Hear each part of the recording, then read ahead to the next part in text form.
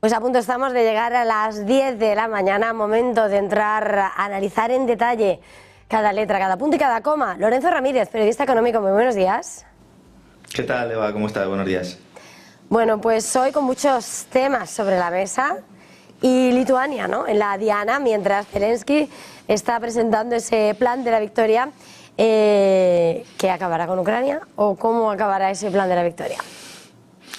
Bueno, realmente estamos viendo como esa línea del Báltico que ya nos presentaban un poco en el pasado verano, pues empieza a conformarse. Es decir, ahora vamos a un escenario en el cual se va a ir asumiendo progresivamente que Ucrania se va a dividir en dos, en lo que es toda la zona del Donbass, que ya anteriormente, pues aunque estuviera bajo el régimen de Kiev, gozaba de cierta autonomía. Evidentemente ya después de los cambios constitucionales pasa a estar bajo la tutela rusa, Crimea ya desde el año 2014 también, algunas otras regiones, Gerson, Zaporilla, que han sido tradicionalmente de habla rusa y que han sufrido la persecución por parte del régimen de Kiev y que de alguna manera pues también han sufrido su propio éxodo. Pues se habla mucho del éxodo, ¿no?, de los ucranianos del oeste, y se habla poco de los del este a Rusia. Muchos ucranianos del este se marcharon a Rusia y finalmente pues Zelensky fracasa porque el plan de paz del año 2022 que planteaba realmente pues un escenario bastante benigno para el régimen de Kiev, porque mantenía un poco la estructura, esa integridad territorial de la que siempre han hablado. Boris Johnson dijo que no, la Casa Blanca dijo que no, luego Francia y Alemania también respaldaron ese no, y como acaba de decir hace escasos días otra vez, acaba de confirmar Victoria Nuland, se sugirió, decía ella, yo creo que más bien se presionó y se convenció a Zelensky para que no firmara. Ahora presenta un plan de victoria a la desesperada, un plan de victoria que está preparado con 5 puntos para que solo se cumplan los 4 posteriores. El primero, el de la entrada en la OTAN, él mismo sabe que no se va a cumplir, se lo han dicho todos los líderes europeos, ya se lo está diciendo hasta el secretario general de la OTAN. Han jugado con él, han jugado con Ucrania. Desde el principio, desde hace mucho tiempo, ya avanzábamos algunos, teniendo un poco en cuenta lo que ha sido la historia, ¿no?, de las guerras proxy de la OTAN, que al final dejarían al régimen de Zelensky tirado como un azucarillo. Lo han dejado tirado, lo que pasa es que, claro, además hay un buen número de muertes, un buen número de bajas y además muchas deserciones, ¿no? El primer punto, el de la entrada en la OTAN, evidentemente no se va a cumplir. El segundo y el tercero yo los integraría en uno, que básicamente es poner al complejo militar industrial, tanto europeo como norteamericano, para que pueda hacer sus negocios en Ucrania, para rearmar hasta los dientes a esa Ucrania del oeste, podríamos decir algo así, al mismo tiempo que se va poniendo ese frente en el Báltico. Ya hemos visto cómo Lituania se está armando hasta los dientes, Letonia también, Estonia también, esa línea del Báltico. No descartemos que incluso se pueda producir algún tipo de federación entre las repúblicas del Báltico. Está también en la cabeza de los estrategas de Washington y de Bruselas, para ir siguiendo esa tendencia o esa línea, ese objetivo que ya marcó en su momento la corporación RAND en el año 2019, corporación RAND, otro de los elementos clave, ¿no?, de ese complejo militar industrial de Estados Unidos, y que planteaba la necesidad de ir poco a poco, ir presionando las fronteras rusas para provocar algún tipo de reacción que justificara la ruptura de la Unión Euroasiática, que al final es lo que han conseguido. Es decir, en este caso sí que gana la OTAN en este sentido, porque rompe cualquier posibilidad de Unión Euroasiática. Yo creo que vamos a tener van a tener que pasar muchos años para que Alemania pudiera volver a acercarse a Rusia y poder firmar unos acuerdos como los de Nord Stream o otros en materia de seguridad energética, que ahora mismo evidentemente ni están ni se le esperan. Hay un punto también claro de ese plan, que es el punto referente a la venta de Ucrania, a la venta de los recursos ucranianos. Algunos llevábamos también tiempo diciendo que ese era uno de los grandes objetivos. El senador Lindsey Graham en Estados Unidos hace unas cuantas semanas volvió a poner el dedo en la llaga, diciendo que al final lo que se pretendía era la obtención de esos recursos. A todos los que han comprado esos bonos de guerra de Ucrania, entre ellos buena parte de empresas de Wall Street, y también las dos grandes entidades que van a gestionar el Fondo de Reconstrucción, BlackRock y JP Morgan, se les prometió que si Ucrania no podía devolver esa deuda y no podía hacer frente a los intereses, habría privatización masiva de recursos naturales. En el Parlamento lo que hace Zelensky es ofrecer completamente esos recursos naturales, con un pequeño problema, y es que la mayor parte de esos recursos están en la zona del este. Entonces, bueno, pues vamos a ver hasta qué punto esos billones de dólares que decía Zelensky que valían los recursos naturales de Ucrania están realmente bajo suelo controlado por el régimen de Kiev. El último punto del plan, que es el que hace referencia a que soldados ucranianos puedan sustituir a norteamericanos en bases norteamericanas o en bases de la OTAN en Europa, parece una broma macabra, teniendo en cuenta todas las bajas que ha tenido el ejército ucraniano.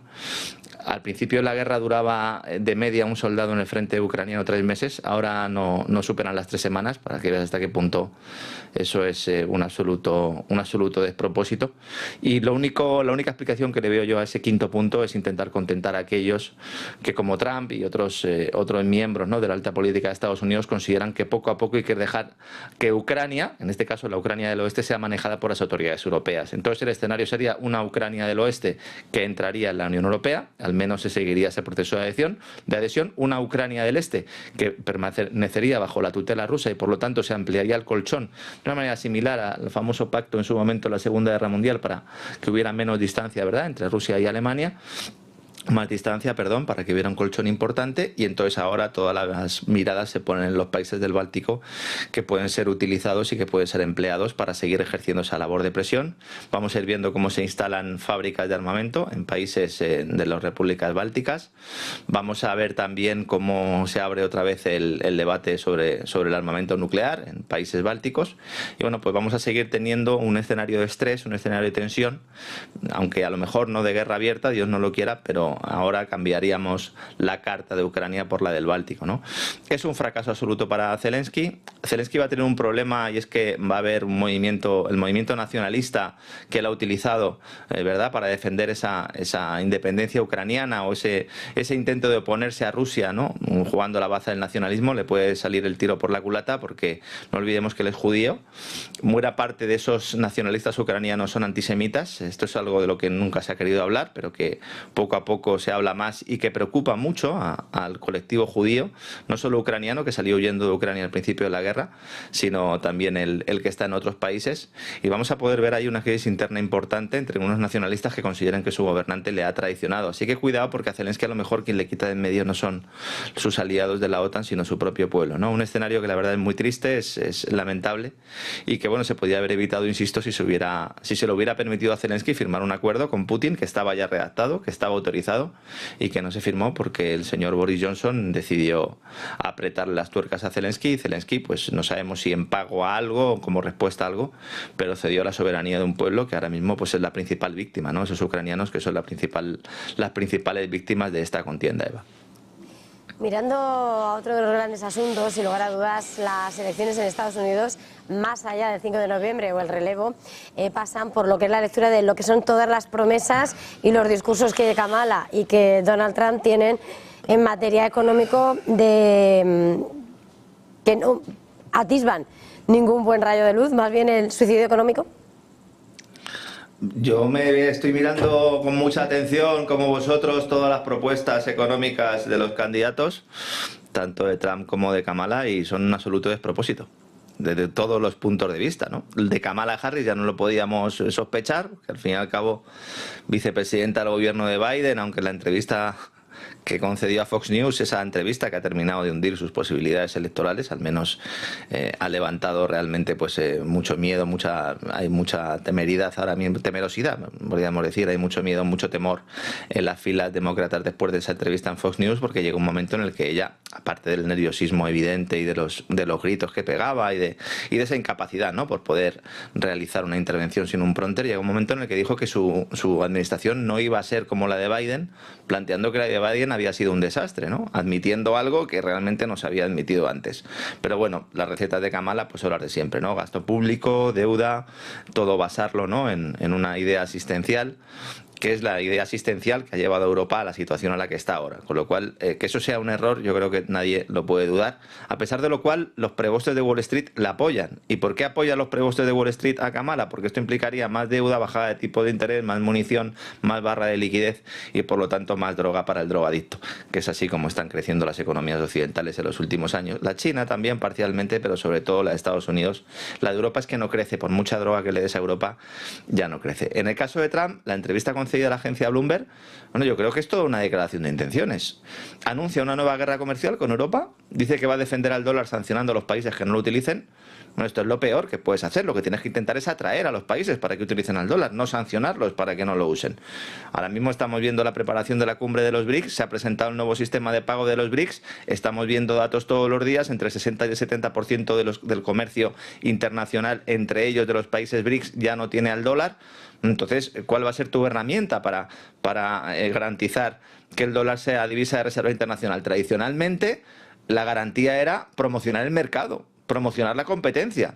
llegando a un acuerdo con las monarquías de Arabia Saudí para defender el petrodólar, con Kissinger de por medio, en los años 70, cuando se acaba el patrón oro-dólar, cierto. Pero lo que siempre ha vendido Estados Unidos era el mercado, era la competencia, ahora no. Ahora lo que vende es el proteccionismo, porque no puede competir. Esto es algo muy grave.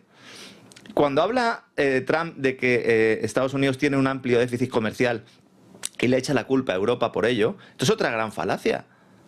Estados Unidos tiene un gran déficit comercial porque compra mucho más de lo que produce. Porque poco a poco ha dejado de ser la gran potencia industrial que era pues a principios del siglo XX.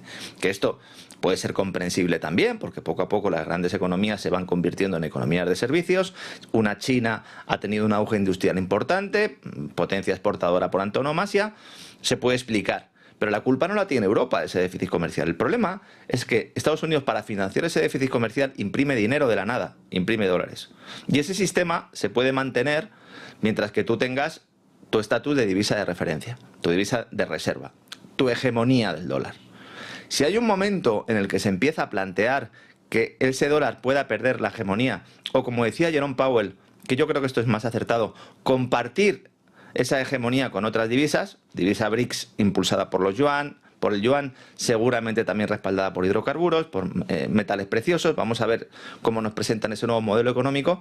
Tú vas a tener dos sistemas en el cual tu única atracción para seguir siendo activo de refugio va a ser doble. Uno, el que te impongan sanciones, si hacemos caso a lo que dice Trump, y en segundo lugar, que haya guerras, que haya desorden global, que hagan que tú progresivamente te vayas yendo hacia el activo refugio. El activo refugio en este momento, ¿cuáles son? Pues el dólar, la deuda de Estados Unidos y el oro. Por eso el oro está en máximos.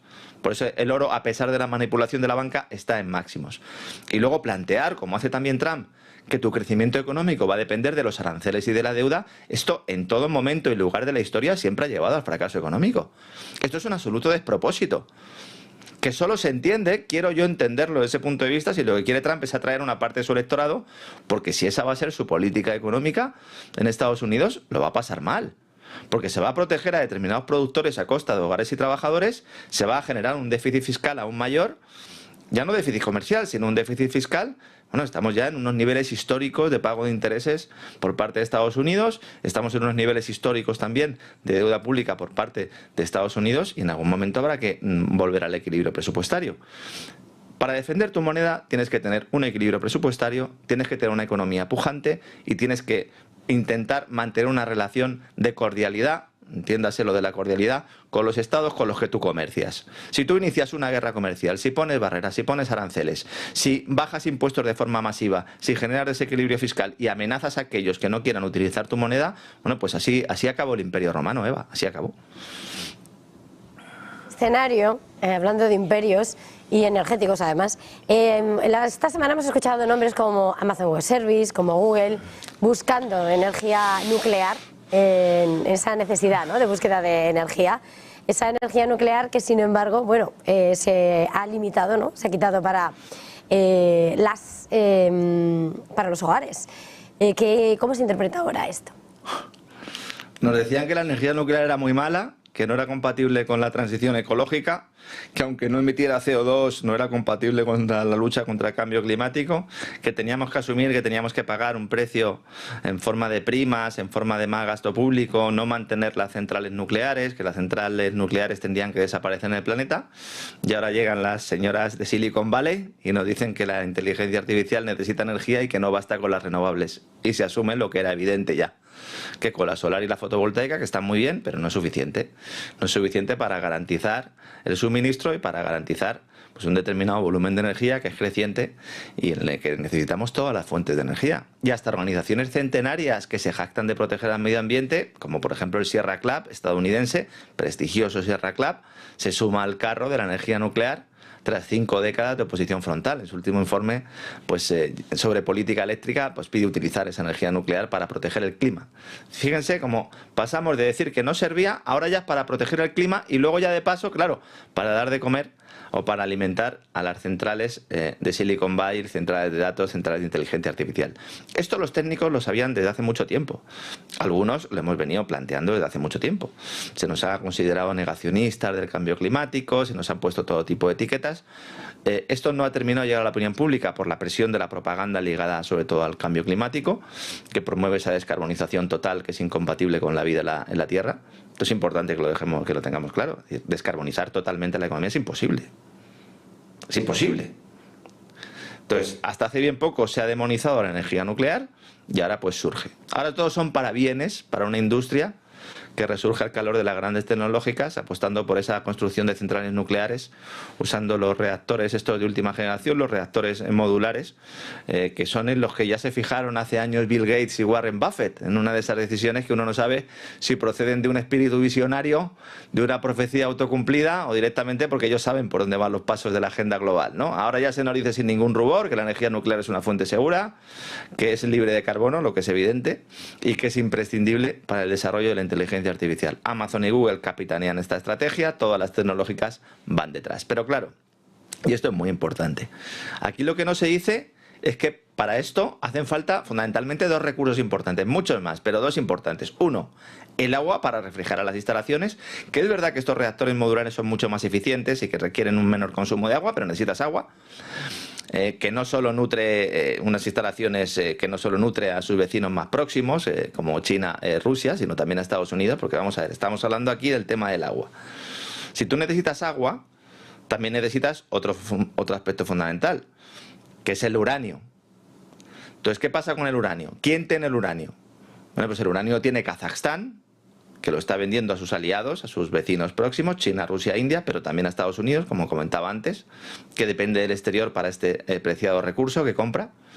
Además de Kazajistán, el uranio lo tiene Uzbekistán y Rusia. Por eso la empresa rusa Rosatom, que es la que vende el uranio para las centrales, no ha sido incluida en ninguno de los paquetes de sanciones de la Unión Europea.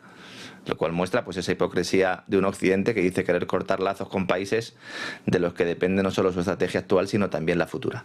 ¿Quién es el otro gran proveedor de uranio para Estados Unidos? Canadá. A Canadá pues le tiene prácticamente atado. Entonces estamos hablando de que las empresas de energía nuclear estarían consumiendo ahora mismo unas 82.000 toneladas de uranio al año, que serán crecientes precisamente por estos reactores modulares, pero el nivel de extracción es de 57.000 al año. Entonces, para compensar este desajuste, se están usando reservas y suministros secundarios, como las de los ojivas nucleares. Así que cuidado con basar toda la estrategia de la inteligencia artificial en energía nuclear, porque en Silicon Valley no hay mucho uranio que digamos, y en Europa, pues el relato también cambia. Con nuestra amiga recién nombrada comisaria europea, Teresa Rivera, que en España rechazaba de plano ampliar la vida de las centrales nucleares, a pesar de que genera el 20% de la electricidad, ¿no? Y que garantizan que no haya apagones, y ha sido llegar a Bruselas y Rivera se estrena con un programa precisamente para acudir a la negociación climática en Azerbaiyán el próximo mes, que defiende la energía nuclear, como quiere Francia, una Francia que consigue su uranio de Níger, país en el que cuando el gobierno se aleja de los intereses de la Unión Europea y de la OTAN, pues de repente aparecen terroristas yihadistas, como de la nada, que casualmente pues acaban beneficiando a intereses galos. Cosas veredes que no verdes, amiga Eva.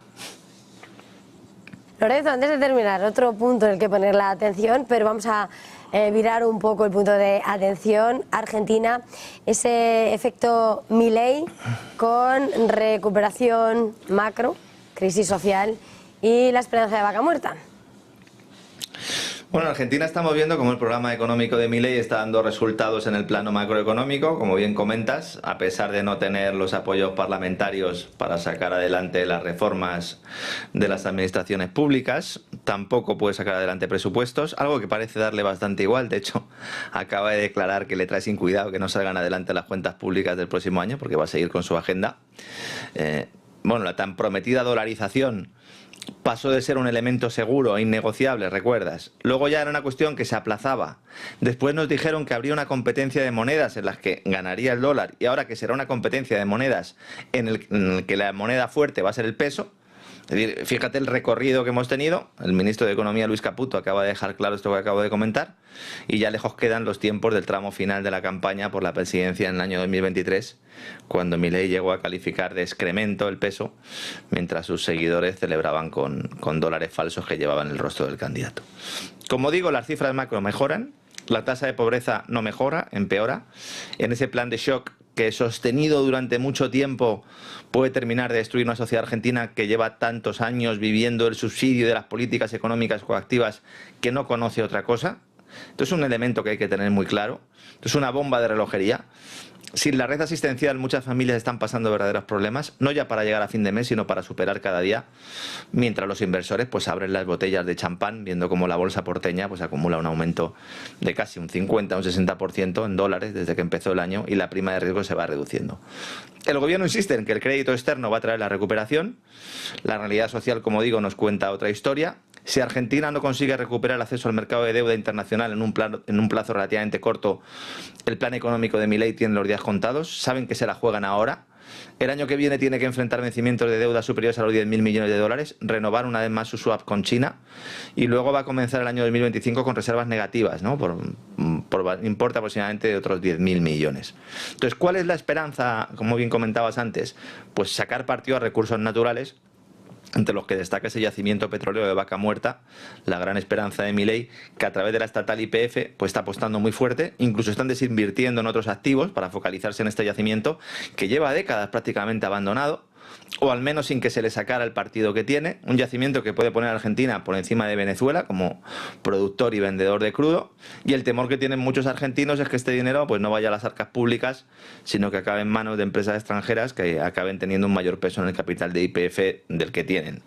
La primera en la lista es BlackRock, evidentemente, ya está en su accionariado y además es acreedora de la petrolera, y el debate en torno a esta cuestión es candente porque cuando surgió en su momento y Milei presentó su plan de privatizaciones, retiró a YPF de la terna y prometió que YPF no se vende. Bueno, pues veremos si en esta ocasión cumple o no cumple su promesa, Eva. Lorenzo Ramírez, como siempre, una vez más ha sido un análisis súper detallado. Gracias. Feliz jornada, feliz negocio, feliz fin de semana.